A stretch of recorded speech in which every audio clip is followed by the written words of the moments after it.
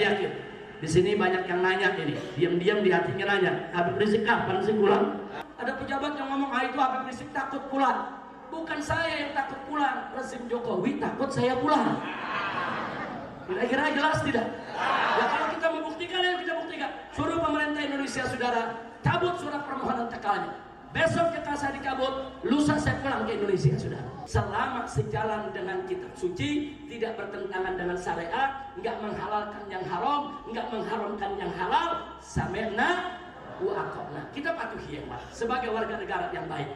Tapi manakala konstitusi, aturan yang dikeluarkan oleh pemerintah, saudara, bertentangan dengan syariat, bahkan menantang Al-Quran dan hadis, mengharamkan yang halal, menghalalkan yang haram, wajib untuk kita lawan. Beliau mengatakan status Habib Rizik saat ini adalah hasil negosiasi tingkat tinggi antara pejabat tinggi Saudi dan pejabat tinggi pemerintah Indonesia. Umat Islam gak bakal takut saya pulang. Palingan yang takut garong-garong, rampok-rampok, koruptor-koruptor, saudara yang zalim, saudara ahli maksiat, itu yang ketakutan, betul? Sallu ala Nabi Muhammad.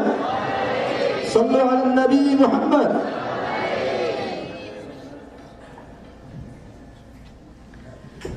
Assalamualaikum warahmatullahi wabarakatuh.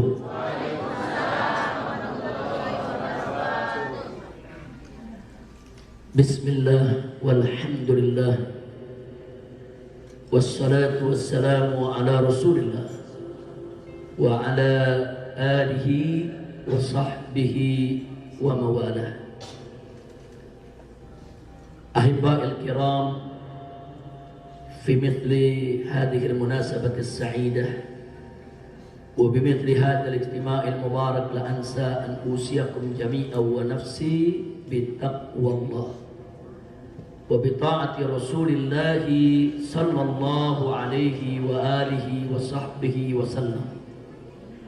فنسأل الله سبحانه وتعالى أن يهدينا إلى صراطه المستقيم ويجعلنا من المتقين ويدخلنا جنته جنة النعيم بحق سيد المرسلين والحمد لله رب العالمين. تقبل الله منا ومنكم فتقبل يا كريم. يا أهلا وسهلا بضيوف الرحمن، يا أهلا وسهلا بضيوف الله. Mudah-mudahan semua jamaah umrah yang saat ini melaksanakan umrah bersama Habib kita, guru kita Habib Quraish bin Qasim Baharun hafizahullah ta'ala wa arda, yang juga bersama daripada travel haji umrah Nur Aliyah. Mudah-mudahan semuanya mendapatkan umrah mabrurah, mendapatkan ziarah makbulah, insyaallah pulang ke tanah air dengan selamat sampai tujuan, dikabulkan segala hajat, amin ya rabbal alamin. Secara khusus saya sampaikan apresiasi, penghargaan dan ucapan terima kasih teristimewanya untuk akhina al-fadil ad-da'i ilallah wa mujahid fisabilih Habib Quraish bin Qasim Baharun hafizahullah ta'ala wa ra'ah. Begitu juga seluruh pengurus daripada travel Nur Aliyah yang mendampingi beliau. Dan teristimewanya juga di sini ada akhina al-fadil ad-da'i al-muhtaram al-mukarram Syekh Ridwan Al-Amri hafizahullah ta'ala wa ra'ah. Begitu juga di sebelah sana ada Habib muda kita, yaitu Sayyid Rifki Al-Aidarus hafizahullah ta'ala wa ra'ah. Dan tidak ketinggalan semua ustadz-ustadz kita yang ada di Nur Aliyah yang selalu setia mendampingi Habib Quraish. Mudah-mudahan semua dipanjangkan umur oleh Allah dalam taat dan ibadah, dalam sehat wal afiat. Dan mudah-mudahan Nur Aliyah travel ini dijadikan oleh Allah sebagai hamla makmurah, thayyibah, salihah, nafi'ah lil ummah, amin ya rabbal alamin. Alhamdulillah malam hari ini dengan izin Allah subhanahu wa ta'ala saya bisa hadir di tempat ini. Saya tidak sendiri, hadir sini didampingi dengan saya punya istri, ada duduk di belakang.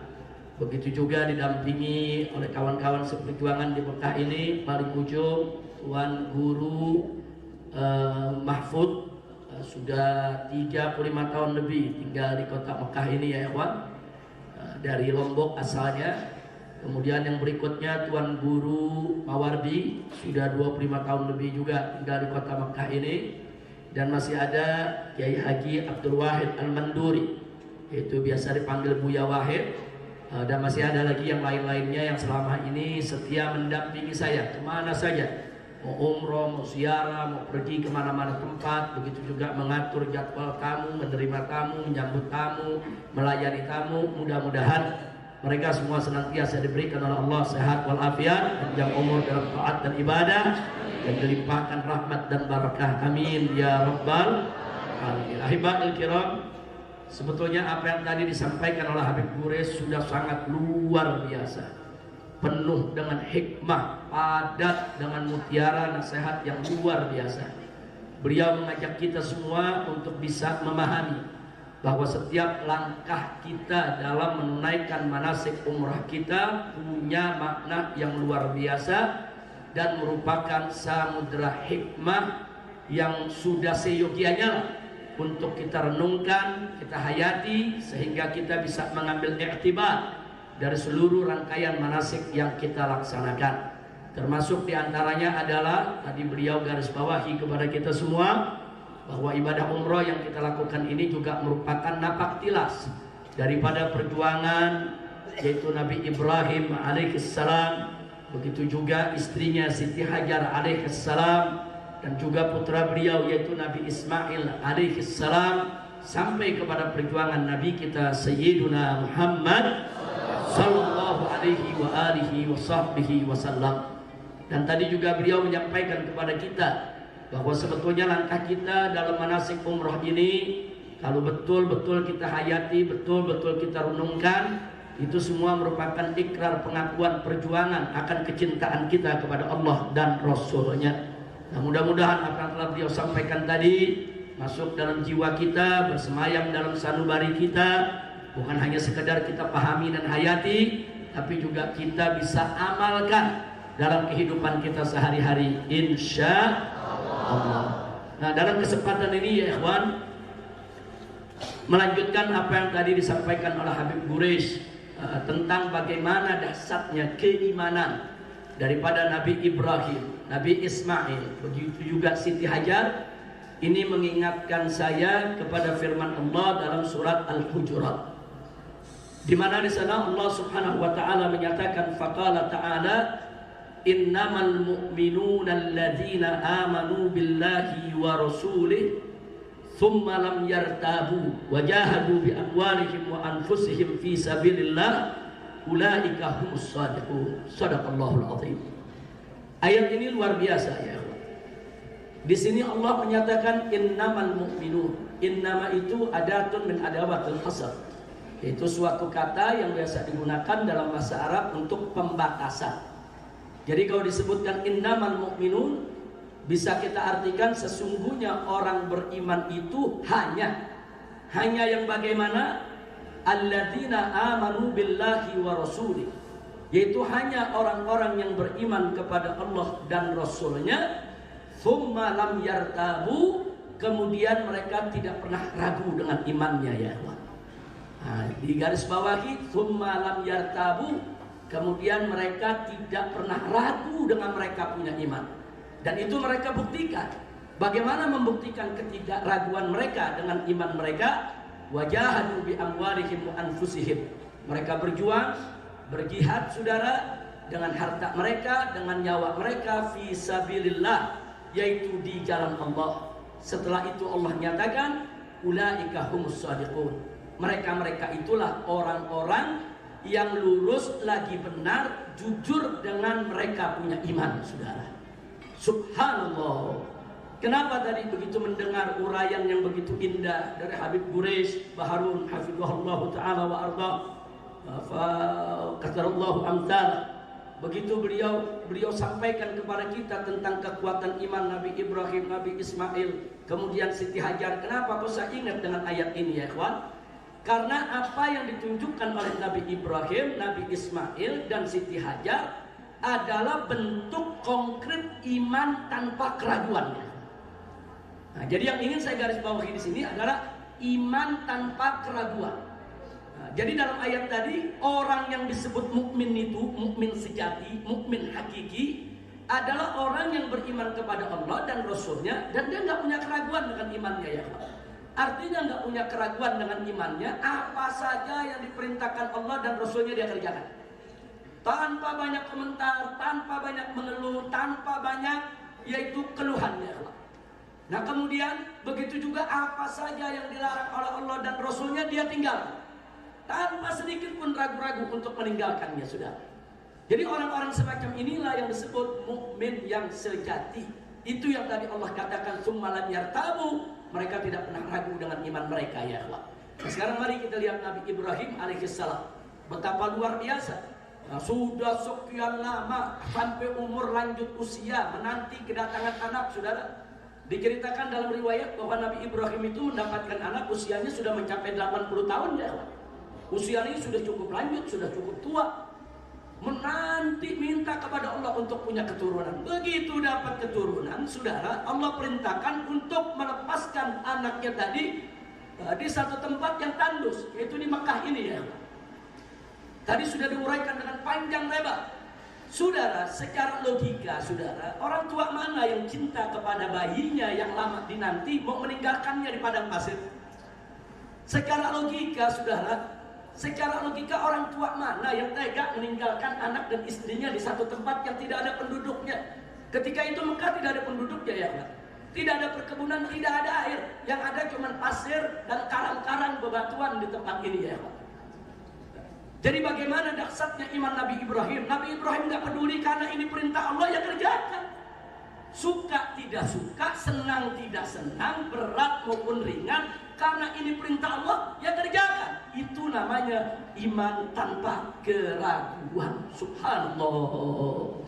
Nah, jadi saya nggak mau menceritakan lagi. Tadi udah luar biasa diceritakan sama Habib Quraisy itu sudah begitu luar biasa, ya Pak.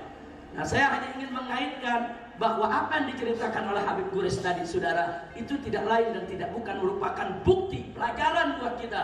Itulah yang disebut iman tanpa keraguan. Nah, begitu juga Siti Hajar, ya ikhwan.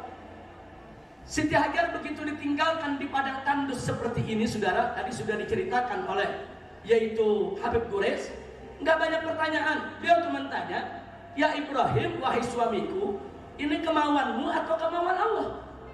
Itu aja. Kalau kemauan Nabi Ibrahim, protes Siti Hajar. Mana boleh kau tinggalkan istri di tengah padang pasir begini? Mana boleh kau sia-siakan aku dan anak bayiku ini di tempat yang tidak ada penduduk semacam ini? Tapi begitu Nabi Ibrahim mengatakan bahwa ini perintah dari Allah, Siti Hajar nggak banyak bicara, ya kawan. Sami'na wa ata'na. Kalau memang ini perintah Allah, ya sudah, tinggalkan kami di sini. Subhanallah. Itu namanya iman tanpa keraguan. Enggak protes kepada Allah. Enggak protes, ya Allah kok perintahnya begini, ya Allah kok aku ditinggalkan di padang tandus. Enggak, beliau punya iman. Kalau Allah yang perintahkan, pasti Allah yang akan jaga, ya. Ini disebut iman tanpa keraguan, saudara. Ini mukmin sejati. Innamal mu'minuna alladzina amanu billahi wa rasulih tsumma lam yartabu. Mereka nggak pernah ragu dengan mereka punya iman, saudara. Nah, begitu juga Nabi Ismail alaihissalam. Sebagaimana tadi diceritakan, Nabi Ismail sejak bayi sudah ditinggal oleh ayahnya di padang pasir, dipelihara oleh ibunya. Nah, begitu remaja sang ayah datang, saudara. Tahu-tahu begitu datang menyampaikan kepada sang anak bahwa dia harus menyembelih anaknya, saudara. Saudara, logika mana yang bisa menerima? Kalau kita bicara pakai logika mana? Ayah udah nggak ngerawat tuh anak, ninggalin anak semenjak bayi. Saudara, tahu-tahu begitu datang memotong anaknya. Anak mana yang mau terima, saudara? Nggak ada anak yang mau terima. Kalau kita bicara logika, saudara. Tapi Nabi Ismail begitu dengar bahwa itu adalah perintah Allah, enggak mengeluh, enggak.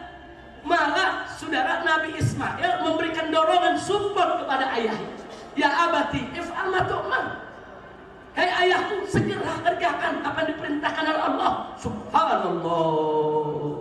Nah, ini apa namanya? Iman tanpa keraguan. Jadi kalau iman tanpa keraguan, nggak peduli apa saja Allah perintahkan, dia kerjakan. Nabi Ibrahim diperintahkan tinggalin anak di padang pasir, masih bayi, tinggalin. Nabi Ibrahim disuruh sembelih anaknya, ya sembelih. Mau masuk akal, nggak masuk akal, suka, nggak suka, senang, nggak senang, ringan atau berat, kalau sudah perintah Allah wajib untuk dilaksanakan. Nggak boleh kita ragu ya. Nah, jadi sekali lagi, jadi memang ujian Nabi Ibrahim sangat berat. Tadi sudah disampaikan oleh Habib Gores, kan kita kan nggak dugi segitu. Allah nggak suruh kita nyembelih anak kita, saudara. Allah nggak suruh kita lempar istri kita dengan anak kita di padang pasir. Kalau sekarang kita lempar anak kita di tengah padang pasir, mana dosa besar kita, saudara. Nggak boleh. Allah perintahkan kita jaga, rawat itu istri-istri kalian, rawat itu anak-anaknya, saudara. Enggak, kita nggak disuruh abaikan di tengah padang pasir. Jadi ujian Nabi Ibrahim begitu berat, ujian Siti Hajar begitu berat, ujian Nabi Ismail begitu berat. Tapi yang saya ingin garis bawahi adalah mereka adalah mukmin sejati yang imannya tidak ada keraguan. Subhanallah. Nah, itu yang kita belajar dari apa yang tadi disampaikan oleh Habib kita, saudara. Nah, begitu kita pindah ke zaman Nabi Muhammad SAW. Lagi-lagi di zaman Nabi SAW, bukan hanya Nabi kita yang tercinta Sayyiduna Muhammad SAW yang menunjukkan iman tanpa keraguan. Sampai para sahabatnya pun berlomba-lomba untuk menunjukkan kalau mereka punya iman tanpa keraguan, saudara. Nah, saya berikan dua contoh saja. Satu contoh untuk kaum laki-laki, satu contoh untuk kaum perempuan, saudara. Di zaman Nabi SAW, saudara, pada awal Islam, minuman keras itu tidak diharamkan, saudara. Belum diharamkan. Dan menenggak minuman keras itu, menenggak khamr itu sudah menjadi tradisi masyarakat Arab jahiliyah yang sudah berurat berakar. Tidak ada pesta tanpa minuman keras. Tidak ada acara tanpa minuman keras, ya. Itu sudah menjadi tradisi di mana-mana. Nah, karenanya Allah Subhanahu wa Ta'ala mengharamkan minuman keras itu lewat tahapan-tahapan. Bitadarruj, secara bertahap. Nah, saya tidak ingin cerita soal tahapannya, tapi ada yang menarik, saudara. Begitu ayat yang terakhir turun, Allah haramkan itu minuman keras. Ya ayyuhalladzina amanu innamal khamru wal maisiru wal ansab wal azlam rijsun min amali syaitan fajtanibuh la'allakum tuflihun.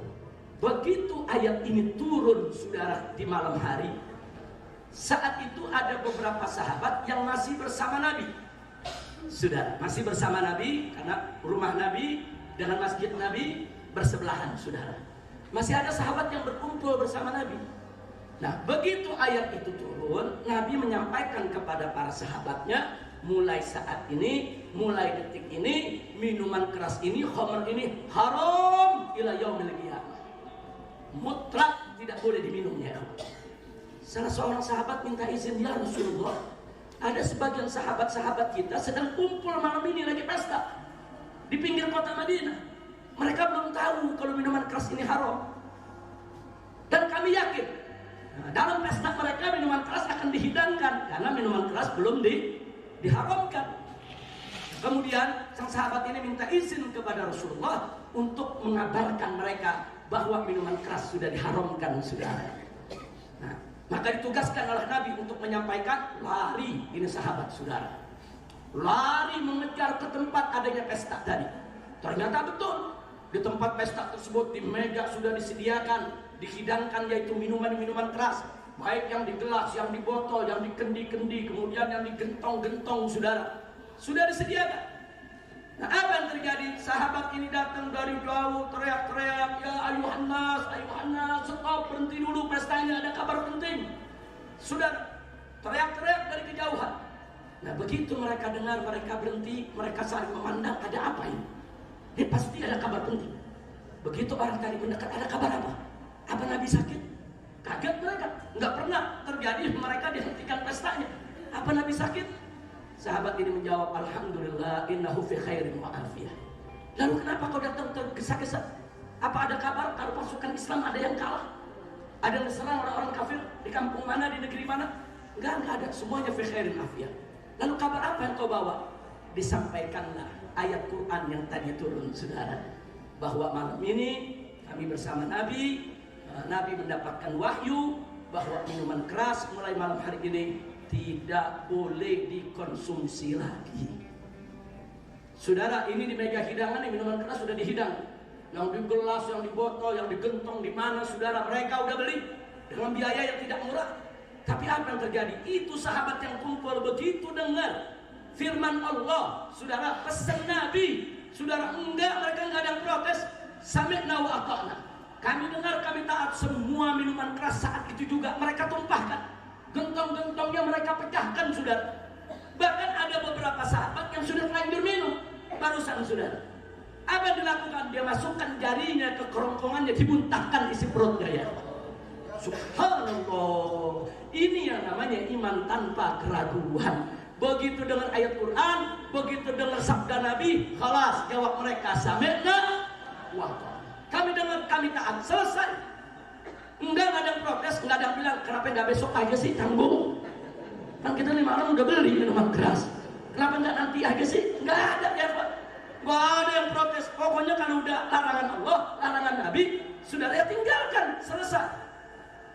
Itulah contoh iman tanpa keraguan. Subhanallah. Kalau tadi kita lihat iman tanpa keraguan milik para nabi, saudara, miliknya Nabi Ibrahim, miliknya Nabi Ismail, bahkan miliknya ibu Nabi yaitu Siti Hajar, saudara. Tapi kali ini kita lihat bagaimana keberhasilan Nabi kita Sayyiduna Muhammad Sallallahu Alaihi Wasallam mendidik para sahabatnya sampai mereka itu betul-betul beriman tanpa keraguan kepada Allah dan Rasulnya. Subhanallah, alhamdulillah, wa la ilaha illallah, wallah. Nah, sekarang yang kedua. Nah, yang kedua, saudara, soal yang menyangkut perempuan. Dulu pada awal Islam, perempuan-perempuan muslimah tidak diwajibkan berjilbab. Jadi pakaian mereka pakaian sopan, saudara, tapi tidak berjilbab. Rambut mereka terlihat, leher mereka terlihat, saudara. Nah, itu merata sebelum diwajibkannya jilbab. Nah, begitu turun firman Allah, saudara, dalam surat Al-Ahzab, Allah nyatakan kepada Nabi, ya ayuhan Nabi, qul li azwajika wa banatika wa nisa'il mu'minin an yudnina 'alaihinna min jalabibihin. Hei Nabi, katakanlah kepada istri-istrimu, katakanlah kepada putri-putrimu, katakan juga kepada perempuan-perempuan orang yang beriman. Apa yang mesti dikatakan? An yudnina 'alaihinna min jalabibihin, agar mereka itu menghamparkan pakaian kurung mereka untuk menutup aurat mereka, saudara. Begitu ayat ini turun malam, saudara. Ayat ini turun malam, penduduk Madinah udah banyak yang tidur, saudara. Sholat Isya udah selesai, sahabat udah pulang, saudara. Nah, begitu ayat ini turun, Nabi kasih tahu beberapa sahabat yang belum pulang, saudara. Nabi kasih tahu mereka. Lalu apa yang terjadi? Besoknya paginya, saudara, besok paginya tidak ada satupun perempuan muslimah di kota Madinah keluar dari rumahnya kecuali semua sudah memakai jilbab, saudara. Subhanallah. Artinya apa? Iman tanpa keraguan. Begitu mereka dapat kabar di rumah-rumah mereka, dari suami mereka, dari anak mereka, dari saudara mereka, barusan ada ayat Quran turun, barusan ada wahyu dari Allah. Nabi sampaikan kepada kita, perempuan-perempuan harus tutup dia punya auratnya. Subhanallah, tutup semua ya. Nggak ada perempuan yang protes, ya Rasulullah gerah, ya Rasulullah. Nggak ada, saudara. Ya Rasulullah nanti rambut rontok ketombean. Nggak ada, saudara. Nggak ada. Kalau itu sudah perintah Allah, suka atau tidak suka, mau gerah atau tidak gerah, senang atau tidak senang, ya kerjakan. Subhanallah, sallu ala nabi. Jadi inilah yang ingin sekedar saya berikan bagian daripada sejarah juga tentang pentingnya iman tanpa keraguan. Nah, maka itu Bapak Ibu yang tercinta, yuk mari seusai Anda melaksanakan ibadah umroh ini, pulang ke negara kita nanti, tancapkan dalam diri kita iman tanpa keraguan. Apa saja yang Allah perintah, kita kerjakan. Allah perintah kita sholat 5 waktu, ya sholat 5 waktu. Nah, Allah perintahkan kita puasa Ramadan, ya puasa Ramadan. Allah perintahkan kita untuk membayar zakat harta kita, ya bayar zakatnya, saudara. Nggak usah pakai cari hilah, pakai cari cara untuk keluar dari kewajiban. Jangan, kerjain aja, saudara. Kerjain. Allah perintahkan kita untuk melaksanakan ibadah umroh, haji, ya kerjakan, saudara. Nah, tanpa banyak basa-basi, tanpa banyak mengeluh, saudara, kerjakan. Itu bukti iman tanpa keraguan. Nah, Allah melarang kita makan riba, jauhkan diri dari riba ya. Allah melarang kita untuk mencuri, untuk korupsi, saudara, ya jangan mencuri, jangan korupsi. Nah, Allah melarang kita daripada perbuatan zina, daripada menenggak minuman keras, daripada perjudian, tinggalkan itu semua. Nah, jadi apa yang diperintahkan oleh Allah kita kerjakan, apa yang dilarang oleh Allah kita tinggalkan. Begitu juga Nabi. Allah menyatakan dalam Al-Qur'anul Karim, faqala ta'ala, "Wa ma atakumur rasulu fakhudhuhu wa ma nahakum anhu fantahu." Apa-apa yang Nabi berikan kepada kamu, ajarkan kepada kamu, tunjukkan kepada kamu, ambil, amalkan, laksanakan. Dan apa-apa yang Nabi larang kamu, maka stop, berhenti, tinggalkan, jangan dikerjakan. Nah, kalau ini bisa kita jadikan pegangan di hidup kita, insya Allah dunia akhirat kita akan senang, dunia akhirat kita akan bahagia. Jangan terpengaruh dengan bisikan iblis, bisikan setan, bisikan orang-orang munafik, bisikan orang-orang kafir. Jangan terpengaruh dengan bisikan-bisikan kaum liberal, kaum sesat yang ingin merusak ajaran Islam. Jangan, abaikan itu semua ya Allah. Yang penting bagaimana kita, saudara, bisa memiliki iman tanpa. Allah memerintahkan saudara dengan aneka ragam kewajiban. Saudara mau suka, mau nggak suka, mau senang, mau susah, mau sulit, kerjakan perintah Allah ya Allah. Kerjakan, mastata'tum, kita kerjakan sesuai dengan kemampuan kita masing-masing. Jangan memaksakan diri ya Allah. Yang penting jangan kita berbuat maksiat. Insya Allah kalau kita punya iman tanpa keraguan, tadi apa Allah nyatakan dalam akhir ayat, ulaika hum shadiqun, mereka itulah orang-orang yang shadiqun. Orang-orang shadiqun itu apa? Orang yang lurus, benar, jujur dengan imannya, saudara. Oh, orang-orang yang shadiqun, balasan mereka adalah surganya Allah. Mereka akan dapat rahmat Allah, mereka akan masuk surga bersama nabinya, dan mereka akan mendapatkan kebahagiaan baik di dunia maupun di akhirat. Mudah-mudahan kita termasuk golongan ini. Allahumma ij'alna minas shadiqin, Allahumma ij'alna minas shadiqin, Allahumma ij'alna minas shadiqin. Nah, baiklah ya ikhwan, sebelum kita menjadi shadiqin, saudara, Allah punya pesan dalam ayat yang lain. Ya ayyuhalladzina amanu taqullaha wa kunu ma'as shadiqin. Hai orang-orang yang beriman, bertakwalah kamu kepada Allah, wa kunu ma'as shadiqin. Bersamalah kamu dengan orang-orang yang jujur, orang-orang yang benar. Saudara, jadi kalau kita belum masuk minas shadiqin, paling tidak kita bergaul dengan orang yang shadiqin, saudara. Bergaul dengan ulama-ulama yang solehin, bergaul dengan habaib-habaib yang solehin, bergaul dengan masyaikh yang solehin. Kita hadiri majelis mereka, kita ambil ilmu mereka, kita tabarruk, saudara, dengan keberkahan yang Allah limpahkan kepada mereka, saudara. Kalau kita belum jadi minas shadiqin, maka kita bergaulah dengan orang-orang yang shadiqin. Karena begitu kita bergaul dengan orang-orang shadiqin, nanti kita dapat berkahnya ya Allah. Kita akan dapat berkahnya. Nah, sehingga kehidupan kita akan mulia, kehidupan kita akan dimuliakan oleh Allah, dan kehidupan kita juga akan ikut lurus, insya Allah. Kira-kira saya sampaikan jelas tidak? Jadi berusahalah kita bergaul dengan orang-orang yang sodik. Yang sodik bagaimana? Jujur, lurus, benar, nggak pernah bohong, saudara, nggak pernah khianat. Nah, kalau kita punya orang-orang di sekitar kita yang kalau bicara bohong, kalau janji dusta, kalau dikasih amanat khianat, jangan digauli. Hati-hati, karena ada satu hadis Nabi mengatakan, saudara, al-mar'u ala dini khalili. Hati-hati tuh, seseorang itu akan terpengaruh dengan agama sahabatnya, saudara. Kalau Anda bersahabat dengan orang-orang yang tidak jelas, orang-orang yang akhlaknya tidak baik, saudara, maka nanti kita akan terpengaruh dengan ketidakbaikannya. Na'udzubillah min, kecuali para ustadz, kecuali para habib yang memang sengaja mengumpulkan orang-orang yang tidak baik untuk didakwahkan, untuk diajarkan, untuk disadarkan.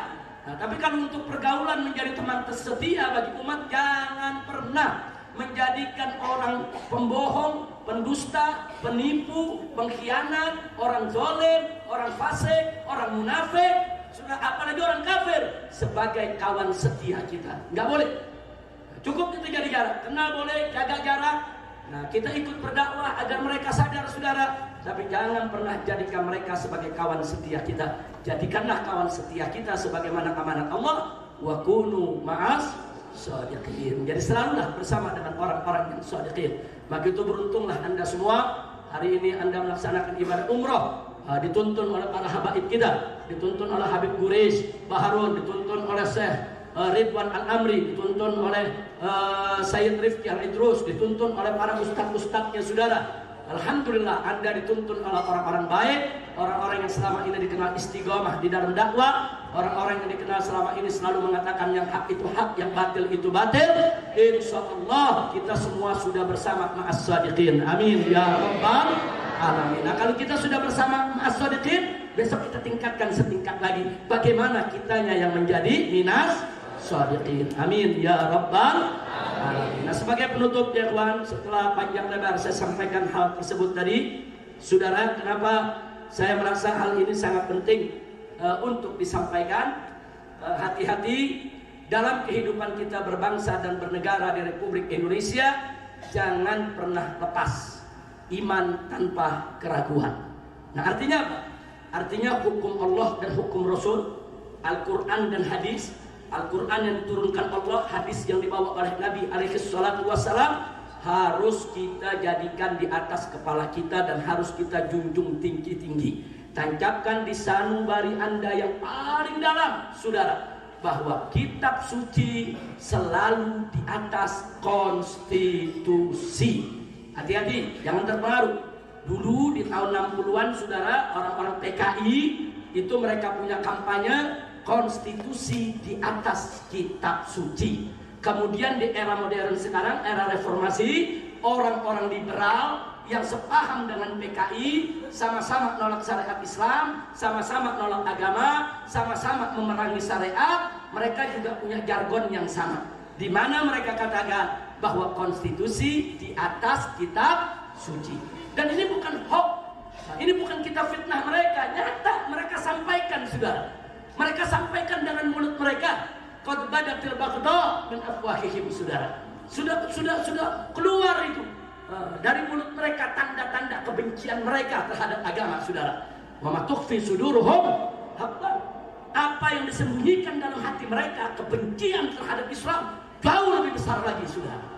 Makanya hati-hati. Jadi apa yang kita sampaikan ini, saudara, bahwa di negeri kita ini sekarang ini sedang darurat iman tanpa keraguan, saudara. Hati-hati. Maka itu bawalah iman tanpa keraguan. Apapun yang mereka katakan, saudara, tetap kitab suci di atas konstitusi. Nah, tapi jangan salah paham. Kalau kita katakan kitab suci di atas konstitusi, bukan berarti kita melawan konstitusi.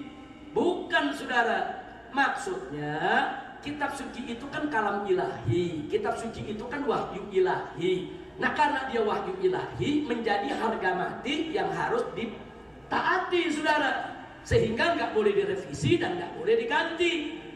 Nah, jadi kalau kita sebut harga mati, apa yang harga mati? Ya kitab suci yang harga mati. Itu akan kita bawa ke akhirat nanti, saudara. Iman kita dengan kitab suci, jangan lupa itu. Nah, sementara konstitusi itu kan buatan manusia.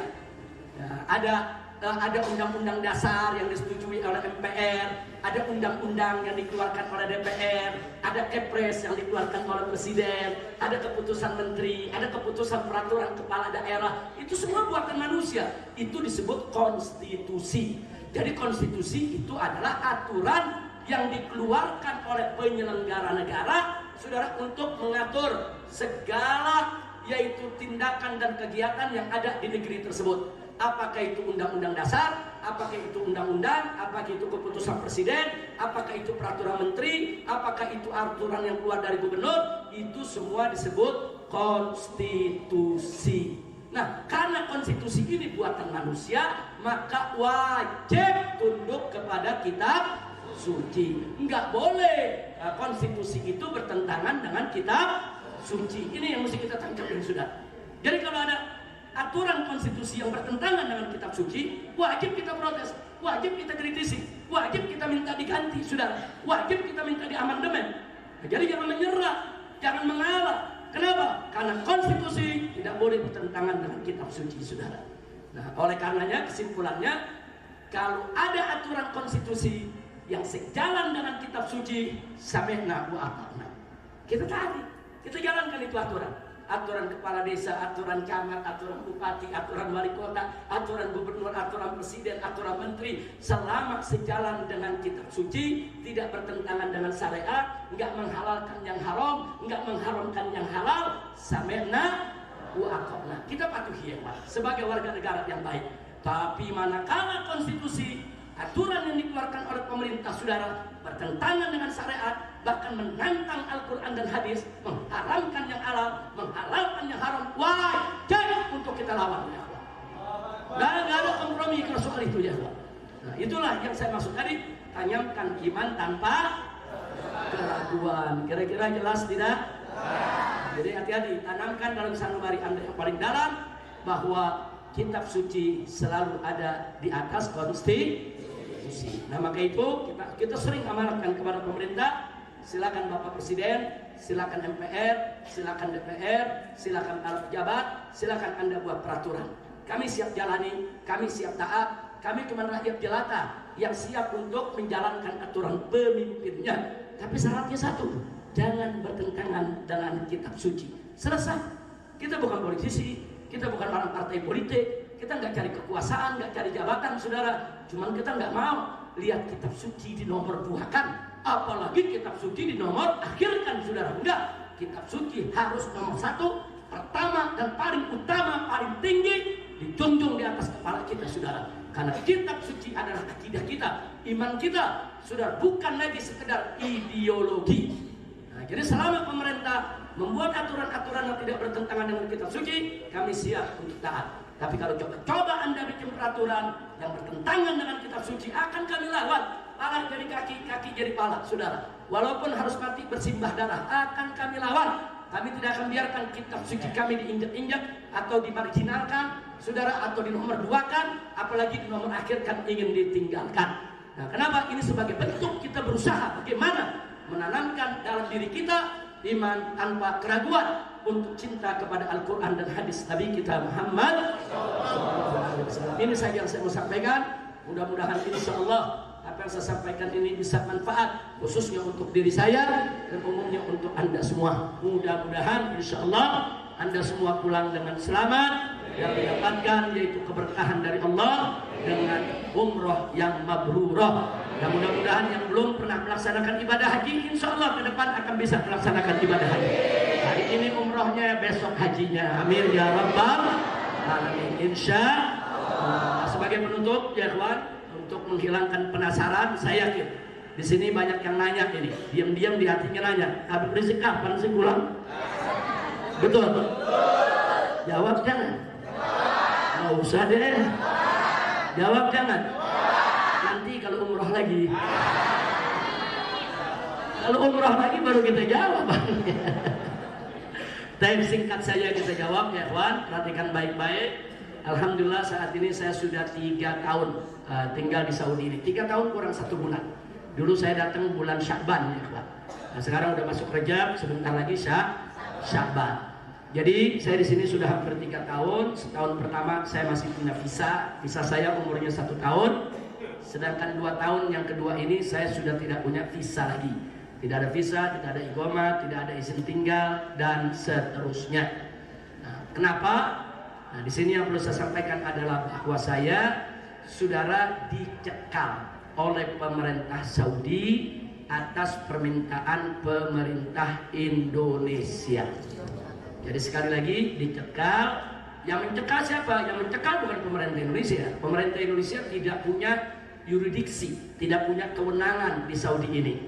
Yang mencekal tetap pemerintah Saudi, tapi yang minta dicekal itu pemerintah Indonesia. Nah kalau ada yang nanya, dari mana saya tahu, saudara? Kok Habib bisa mengatakan ini pemerintah Indonesia yang minta? Saudara, kita punya 4 indikator. Walaupun pemerintah Indonesia sampai hari ini masih membantah, saudara, katanya bohong, mereka nggak mencekal dan seterusnya. Tapi ada 4 indikator yang mereka tidak bisa bantah sampai saat ini. Yang pertama, saudara, saya mendapatkan lembaran surat pencekalan tersebut dari keimigrasian Saudi. Di sana ditulis bahwa alasan pencekalan saya adalah asbabun amniyah, artinya sebab keamanan. Artinya saya dicekal bukan karena pelanggaran, bukan. Di pencekalan itu biasanya disebut, kalau pelanggaran disebut mukhalafatul qanun, mukhalafatul anzimah, atau takhalluf anin nizam, saudara. Itu kalau ditulis takhalluf anin nizam atau mukhalafatul qanun atau mukhalafatul anzimah, berarti saya melakukan pelanggaran. Tapi di situ ditulis saya dicekal dengan alasan keamanan, berarti alasannya adalah politis, saudara. Untuk keamanan siapa? Wallahu a'lam. Apa untuk keamanan saya atau ada satu pihak yang takut keamanannya diganggu oleh saya? Wallahu a'lam. Pokoknya untuk keamanan. Apa untuk keamanan saya nggak diganggu orang? Atau kalau saya pulang ada pihak yang takut saya ganggu? Ini kan keamanan juga ya, kawan. Ini namanya bahasa politik ya, kawan. Itu yang pertama. Yang kedua, saya di sini kan dipanggil oleh otoritas Saudi. Dan saya tanya kepada mereka, kenapa saya dicekal? Jawaban yang kita dapat, ya ini adalah permintaan pemerintah Indonesia. Jadi dua ini sudah cukup ya kawan. Kalau pemerintah Indonesia berada di balik daripada pencekalan ini. Nah sekarang yang ketiga, nah begitu pemerintah Indonesia membantah, ada yang menarik ya kawan.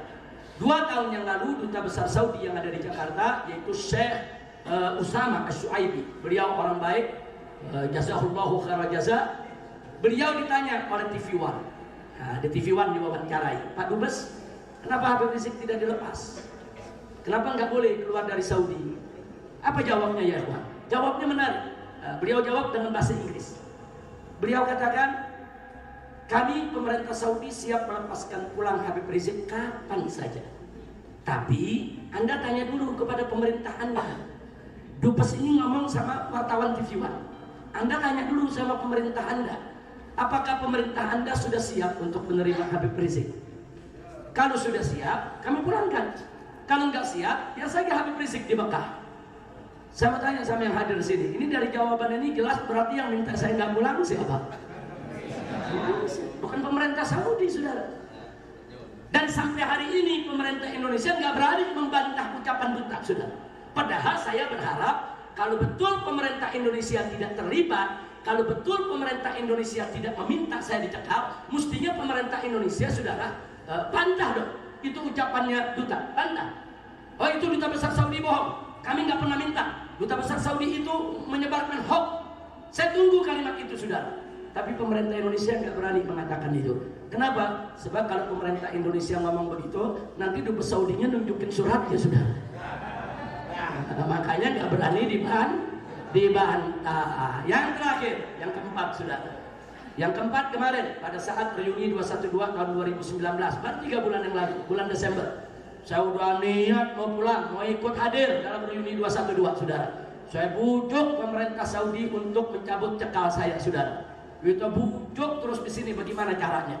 Nah ada yang menarik, begitu di Indonesia ramai soal kepulangan saya. Lagi-lagi duta besar Saudi dikepung oleh wartawan. Kali ini duta besar yang baru. Nah ini sekarang duta besar yang baru namanya Syekh Ishaq At-Thaqafi Al-Qahtani. Nah, waktu beliau keluar dari kantornya Pak Mahfud, Menko Polhukam Republik Indonesia, beliau ditanya oleh wartawan. Semua televisi. Pertanyaannya adalah, Pak Duta, bagaimana status Habib Rizik saat ini? Jadi mau tahu statusnya bagaimana? Dicekal apa enggak apa bagaimana?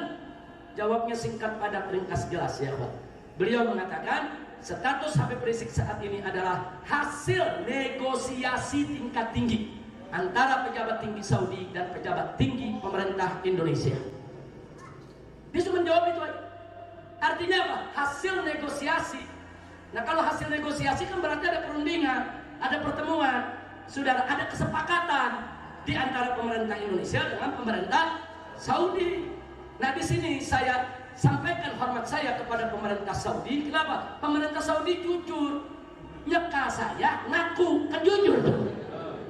Sementara pemerintah Indonesia, saudara, nggak jujur, minta nyekal, nggak ngaku, udah nggak ngaku, nyalain lagi. Dia bilang saya bohong lah, bikin fitnah lah, bikin hoax lah, saudara. Udah gitu sampai ngomong apa? Ada pejabat yang ngomong, itu Habib Rizik takut pulang. Bukan saya yang takut pulang, rezim Jokowi takut saya pulang. Kira-kira jelas tidak? Ya kalau kita membuktikan, ayo kita buktikan. Suruh pemerintah Indonesia, saudara, cabut surat permohonan tekalnya. Besok tekal saya dicabut, lusa saya pulang ke Indonesia, saudara. Sallu ala Nabi. Jangan sebarin hoak, jangan takut pulang. Bukan kita takut dulu, dia yang takut, bilang kita yang takut, saudara. Kira-kira jelas tidak? Jelas tidak? Saya terima kasih kepada pemerintah Saudi, insyaallah jazahumullahu khairan jaza, saudara, karena selama 3 tahun saya di sini oleh pemerintah Saudi, mereka tidak pernah mengganggu saya. Mereka memperlakukan saya dengan sangat baik, mereka menghormati kita, menghargai hak-hak kita. Bahkan 3 tahun di sini saya dibebaskan bisa haji setiap hari, mau umroh kapan saja, mau ziarah ke Madinah kapan saja, saya bisa keliling ke kota mana saja saya mau, saudara. Tidak pernah diganggu oleh pemerintah Saudi. Alhamdulillah. Hada min fadli Rabbi liyabluwani ashkur am akfur. Ini adalah karunia Allah Subhanahu wa taala. Padahal peraturan Saudi Anda tahu sendiri, saudara. Kalau Anda punya visa dalam 1 hari Anda ditangkap. Kalau nggak percaya coba aja.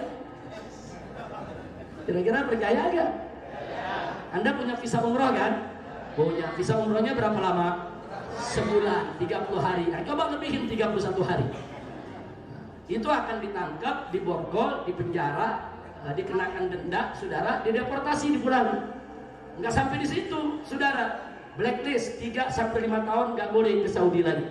Nggak sampai di situ, muassasah yang memberikan visanya dicabut izinnya. Termasuk travelnya juga, saudara, bisa dicabut izinnya. Nah, jangan lupa dong. Kalau nggak percaya, coba aja. Kalau nggak percaya, coba berapa nanti. Nah, jangan, pokoknya jamaah umroh yang tertib, jangan coba-coba melanggar. Saudi ini sangat ketat.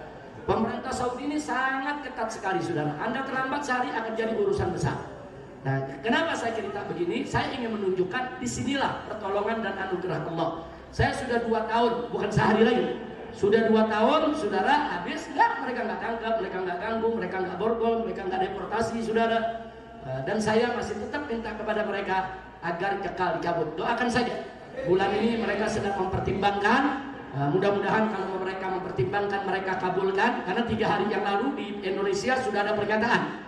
Duta Besar Saudi di Indonesia 3 hari yang lalu menyatakan Habib Rizik mau pulang kapan saja silakan. Jadi artinya pernyataan itu resmi sudah keluar dari Kedutaan Besar Saudi. Nah, sekarang saya di sini mau coba jalankan prosesnya. Kan pulang nggak bisa begitu pulang aja. Pulang kan harus diurus suratnya dulu, ya kawan. Nah, kita akan coba proses ini saya lalui. Paling tidak itu ada sinyal, ada green light, ada lampu hijau yang sudah bagus. Nah, karena itu insya Allah kalau dicabut saya akan datang, saudara. Jadi enggak, umat Islam nggak bakal takut saya pulang. Palingan yang takut garong-garong, rampok-rampok, koruptor, saudara yang zalim, saudara ahli maksiat. Nah, itu yang ketakutan, betul?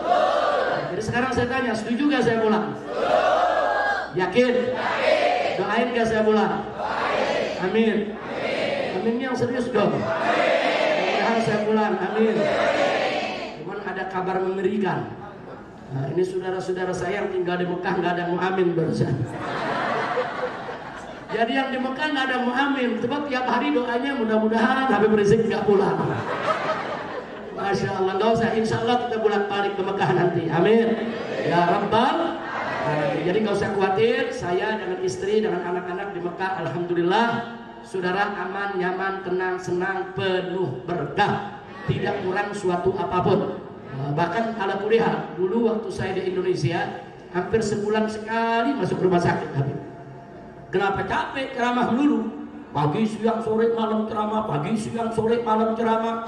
Nah, pulang ke rumah sakit, masuk rumah sakit, diinfus dulu, saudara, dicas dulu, dicas. Nah, udah diinfus 3 hari, keluar, ceramah lagi dan seterusnya. Alhamdulillah selama di Mekah Allah kasih gak ada penyakit yang datangnya, ikhwan. Nah, bahkan penyakit-penyakit yang saya cerita di sana hilang semua, nggak tahu tuh perginya kemana tuh penyakit, ikhwan. Yang asam uratnya, asam lambungnya, segala macam, saudara. Itulah Mekah ini baladan aminan mubarakan. Jadi gak usah khawatir Anda tentang kami di sini, dan alhamdulillah banyak umat yang mendoakan, termasuk Habib Quraish. Saya tahu betul beliau dengan para santrinya di pondok pesantrennya, begitu juga Syekh Ridwan Al-Amri dengan jamaahnya selalu mendoakan kami. Dan saya yakin betul doa-doa yang dikirim oleh para habaib, para masyaikh, para kiai, pimpinan pondok pesantren bersama para santrinya, itulah sebetulnya yang menjadi kunci kenapa saya di sini kok aman, nyaman, tenang, senang, berkah ya kawan. Dan di luar logika kita, nggak ada orang dicekal saudara terus boleh enak-enakan jalan ke sana kemari, nggak boleh. Nggak ada ceritanya saudara. Orang Saudi pun kebingungan sendiri, kok bisa begitu? Saudara, kalau ditanya Habib Rizik ini bagaimana, gue juga nggak ngerti. Pokoknya kita nikmatin aja.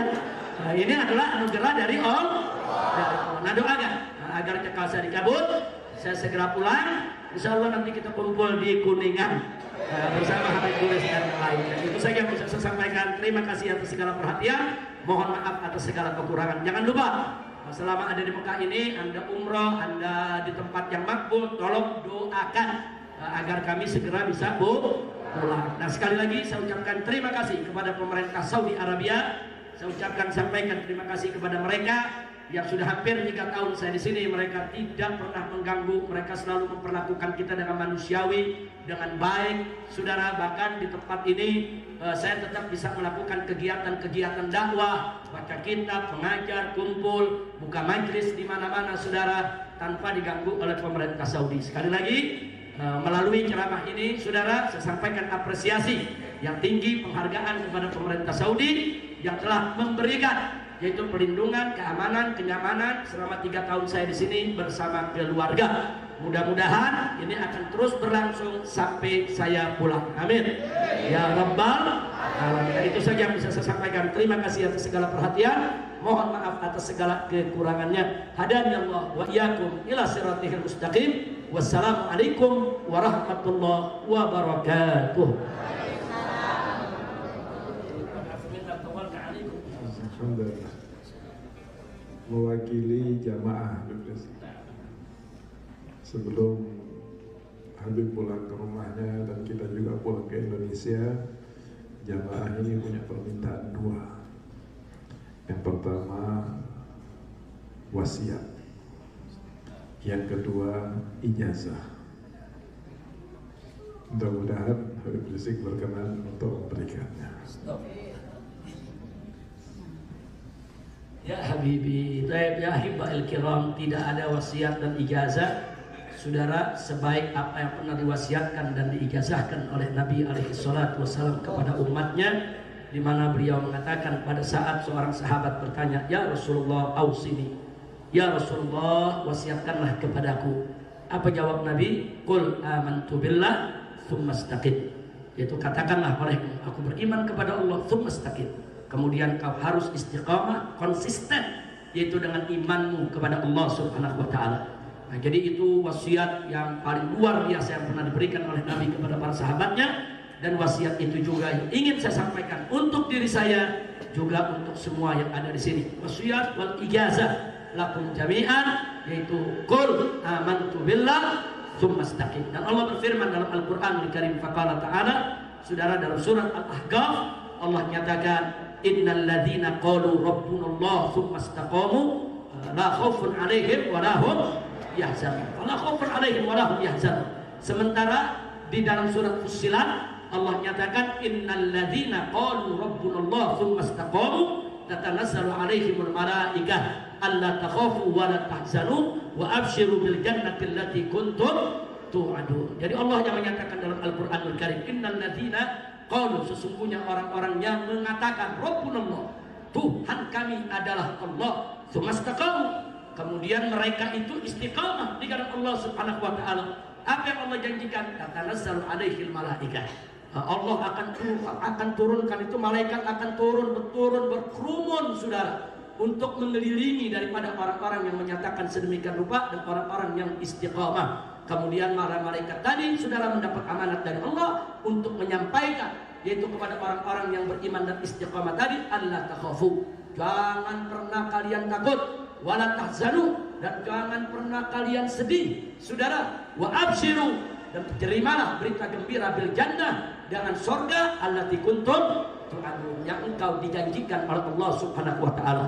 Jadi iman, saudara, yang mengatakan Rabbunallah ditambah dengan istiqamah, maka hadiahnya adalah saudara dalam kehidupan dunia, fala khaufun 'alaihim wala hum yahzanun. Mereka tidak akan pernah itu takut, mereka nggak bakal pernah sedih. Enggak. Anda kalau beriman istiqamah di jalan Allah, enggak, Anda nggak bakal pernah sedih menghadapi apa saja. Anda nggak bakal pernah takut menghadapi tantangan apa saja ya kawan. Itu kuncinya. Nah itu saja yang bisa saya sampaikan. Yaitu usikum jami'a wa ajastulakum jami'a bima awsa wa ajazan Nabi sallallahu alaihi wasallam li ashabi wa ummati qul amantu billah tsumma istaqim. Itu saja. Terima kasih. Assalamualaikum warahmatullahi wabarakatuh.